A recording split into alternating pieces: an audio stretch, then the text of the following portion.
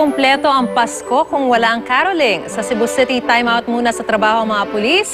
Ang kanilang misyon, pangangaroling at pamimigay ng aginaldo. Imbes na batuta at pito, Christmas hat at instrumento ang bitbit ng ilang pulis sa Cebu. Day off daw muna sina Chief sa pagsugpo ng krimen at oras naman daw para mamigay ng regalo. Ang una nilang binisita, ang ospital na ito. Pero hindi lang pala maagang pamasko ang handog ng mga pulis. May baon din silang mga awiting pamasko. Sino nga naman ang hindi gagaling at mapapangiti sa mga sorpresang gaya nito?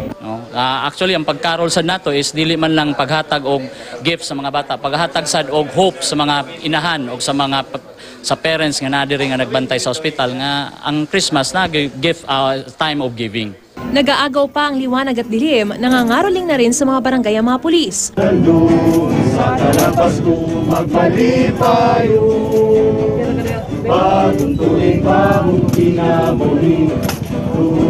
May kanta na, may aginaldo pa. To show the heart of the police, not just anti-crime, anti-drugs.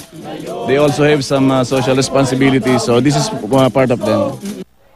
Sa Dagupan City, mga inmate naman ang nagpakitang gila sa pangangaroling.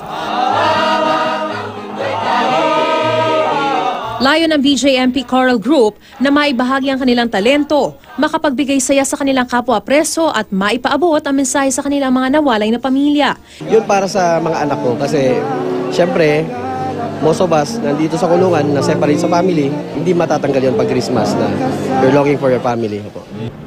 Hindi man nakakakita, nabiyayaan naman sila ng talento sa pagkanta. Sila ang Northern Mindanao Holistic Therapeutic Blind Service Cooperative, isang grupo ng mga bulag na masahista. Ang 23 miyembro ng grupo sama-samang nagsisimbang gabi at nangangaroling. Ang pondong kanilang malilikom, ipangrerenta raw nila ng pwesto para sa kanilang kabuhayan.